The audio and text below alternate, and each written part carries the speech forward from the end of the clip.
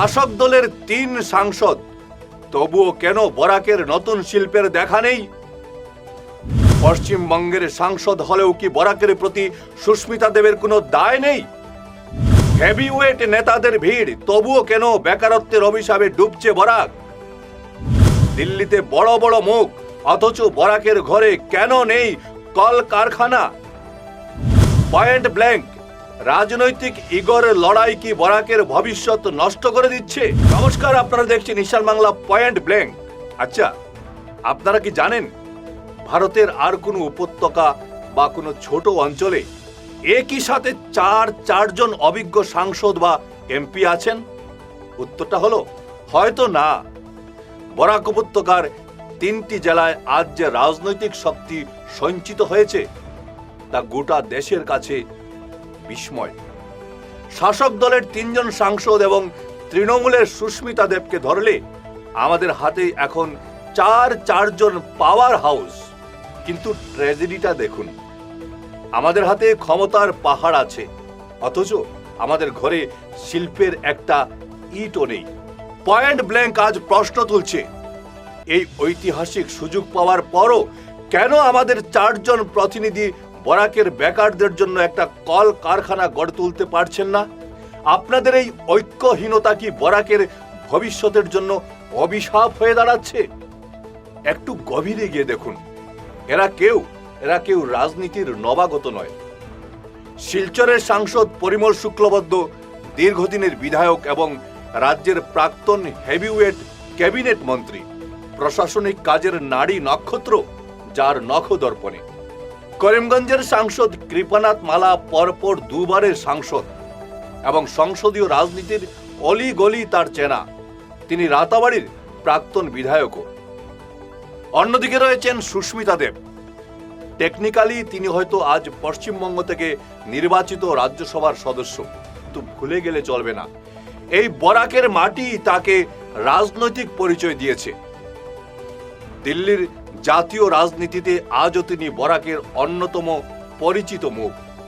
পাশাপাশি আরও একজন শাসক দলের রাজ্যসভা সদস্য রয়েছেন আমাদের বরাক উপত্যকায়। তিনি হলেন কনাথ পুরকাস্ত।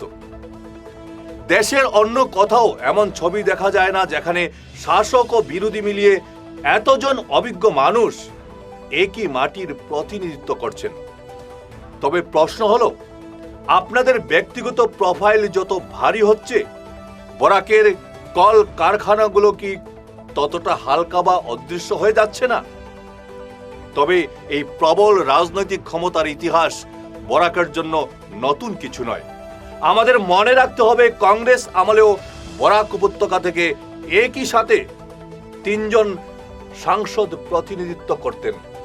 সন্তোষ মোহন দেবের মতো জাতীয় স্তরের হেভিওয়েট নেতা থেকে শুরু করে ললিত মোহন শুক্লবৈদ্য।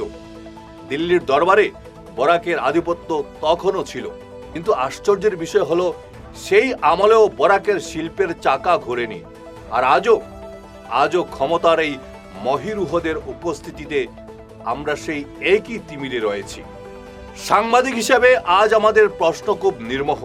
শাসক দলের 3 জন সাংসদ চাইলে কি দিল্লির উচ্চ পর্যায়ে বরাকের জন্য একটি স্পেশাল ইন্ডাস্ট্রিয়াল প্যাকেজ আনতে পারতেন না?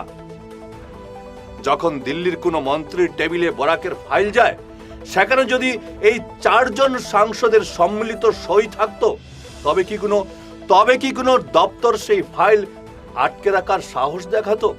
আপনাদের রাজনৈতিক মতভেদ কি বরাকের বেকারদের পেটের খিদের চেয়েও বড়? সুস্মিতা দেব আক্রমণাত্মক রাজনীতি করেন, সেটা ভালো, কিন্তু বরাকের ঘরের মেয়ে হিসেবে তার যে দীর্ঘ অভিজ্ঞতা, তা দিয়ে কি তিনি পারেন না শাসক দলের সাংসদদের সঙ্গে নিয়ে বরাকের উন্নয়নের জন্য একটা মাস্টার প্ল্যান তৈরি করতে? হয়তো তার হাতে বরাকে সাংসদ তহবিল খরচ করার ক্ষমতা নেই, কিন্তু রাজনৈতিক প্রভাব খাটিয়ে বাকি 3 সাংসদকে এক টেবিলে বসানোর নৈতিক দায় কি তার নেই? কেবল দোষারোপ কি বরাকের মাটিতে ধোঁয়া ওড়াতে পারবে? দেশের অন্য কোনো অঞ্চলে 3টি জেলায় 4 জন এমপি থাকার মানে হলো সেই অঞ্চলের ভাগ্য বদলে যাওয়া। কিন্তু আমরা কি দেখলাম? কাছাড় কাগজ কল কঙ্কাল হয়ে পড়ে রইল। নতুন কোনো মেগা প্রজেক্ট বরাকের মাটিতে নেই। এই ব্যর্থতার দায় কি আপনাদের চারজনের নয়? আপনারা চারজন যখন দিল্লির সেন্ট্রাল হলে বসেন, তখন কি একবারও নিজেদের মধ্যে আলোচনা করেন যে দল মত ভুলে আসুন বরাকের জন্য একটা বড় ইন্ডাস্ট্রি নিয়ে আসি?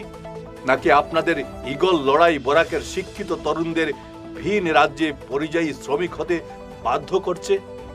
অভিজ্ঞতা আপনাদের ব্যক্তিগত সম্পদ হতে পারে, কিন্তু সেই অভিজ্ঞতা যদি বরাকের কর্মসংস্থানের কাজে না লাগে, তবে সাধারণ মানুষ কেন আপনাদের উপর ভরসা রাখবে? জনগণ আজ কোনো রাজনৈতিক তকমা দেখতে চায় না। তারা চায় শিলচর বা শ্রীভূমির মাটিতে বা বরাক উপত্যকায় একটা কল কারখানার বাঁশি শুনতে।